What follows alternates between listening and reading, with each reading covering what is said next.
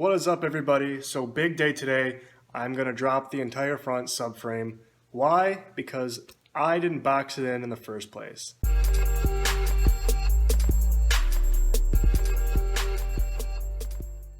I had to cut the front subframe to get the oil pan on the 2JZ to fit, and I never reinforced it by getting the plates welded back in. It's not safe, and I shouldn't have been driving it. I don't know, I was too eager, I didn't have the resources to do it. I'm just kidding. Who am I kidding? I had no excuse. It was my fault, purely. But I'm doing it now. That's all that matters. So I'm going to start by draining this thing and getting it bone dry. I got fluids that need to come out still, like the oil, the power steering.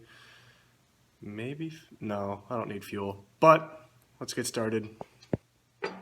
So things are going to get pretty weird. I actually have the car on jack stands on a drive-on lift. So that means the subframe has to come out between this space that I have provided by the jack stands, which is going to be a mess. We'll make it work. Yeah, we'll make it work. So I went on OfferUp and got this guy for 50 bucks. Not bad. If you don't know what this is a traverse engine mount. So what this is going to do is it's going to hold my engine while I drop the front subframe. Because when you drop that subframe, you are essentially dropping the things that hold in the motor from falling down. If you can see, my hockey pucks are right there, and they're resting on this guy. But what happens when this guy's gone? You have to support the engine from the top.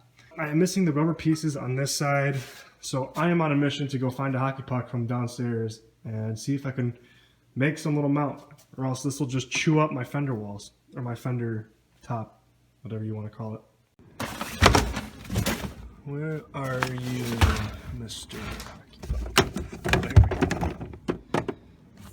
That should work. Found the puck. Let's get to cutting this thing. Man, hockey pucks have come into play more than once on this car, and they are still in play. In case you're wondering, 2.5 hockey pucks is the exact height you need. Just saying. I don't recommend it, but I'm just saying.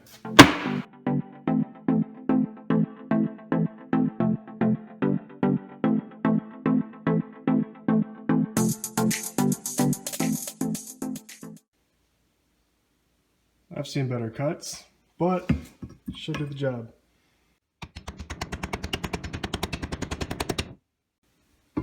And that will do it. Let's put it back together.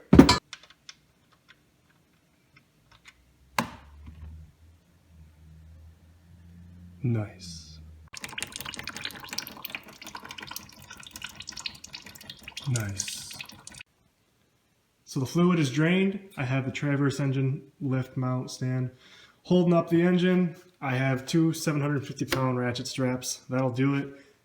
I have rags on the side just in case it gets a little close to the fenders, because it is riding right up against it. But now to go underneath and start unbolting this entire thing. Let's see how that goes. So there's about 8 things on each side that need to be removed. Going through the 8 things, you have the motor mounts. You have 2 nuts that hold the cross member onto the frame.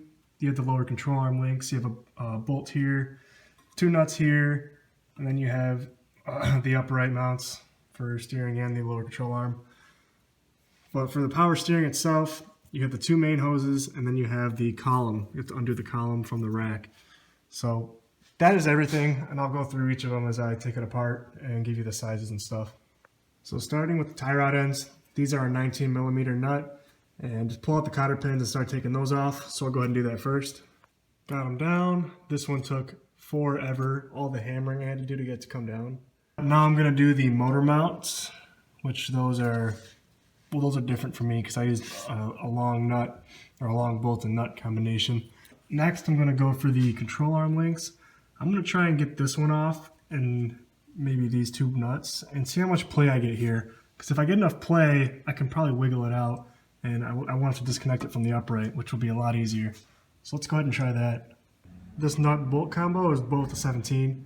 So I put a piece of wood to kind of lock up the upright from dipping and swaying, putting too much stress on the upper ball joint. Now that I have these out, I'm going to try and get these 2 nuts off. This is for the control arm link right here. These are size 17s. One last thing is I needed to loosen up the column before I took apart the last 4 member bolts, because when you slide it out, it should just wiggle off. This is a 10 millimeter, and this has to come off first before you can lower any, because if it's not, it'll be pulling onto that and possibly even stripping those threads. And then the last thing to do is really the 4 bolts to the frame, the 2 on each side, and then the 2 power steering lines. So I have it lowered. The last few things to come off are the column. I'm wiggling this off, getting a flathead inside these grooves, kind of twisting it, trying to open to get those, to stop it from pinching the threads quite as hard so it slides off. And the last one were these two, but this has a hose that clamps on. I took it off from the hose, so that hard line only goes about 5 inches that way. And the top one goes to the pump. So I'm just gonna disconnect this from the top at the pump itself. That'll make my life a lot easier, because right now it's a pain trying to get some leverage on this. But that is the last thing to happen. Wiggle this off, undo the pump, and it is off. All right guys, it is out, finally. This line gave me so much trouble. I tried taking it off from there, couldn't get any leverage, so I just took it off from the top of the pump, which is very hard to get to from going into the engine bay. So if you go under, it's a lot easier. But you know, my next steps: take the rack off, wipe the whole thing off, clean it up, get it ready for welding, and get it shipped out. But that is how you remove it. And just a quick idea, you can see how much I actually cut out to get that 2JZ oil pan to fit. So that is it for part 1. I'm just dropping it this time. I'm going to clean it out, get it ready for welding, and take it to my weld guy. And that'll be part 2. I'll show you how I cut it out to fit the 2JZ and how I am boxing it back in for the structural support that I should have did in the first place. But yeah, click on the next video. That'll show you part 2. But for now, dropping it's the first one. So until then, I'll see you guys later. Peace. I'm Dylon Da Silva. Again, thank you guys so much for watching. I really hope you liked it. Give this video a thumbs up, and do not forget to subscribe to stay up to date on all new content every week. You guys have a good one.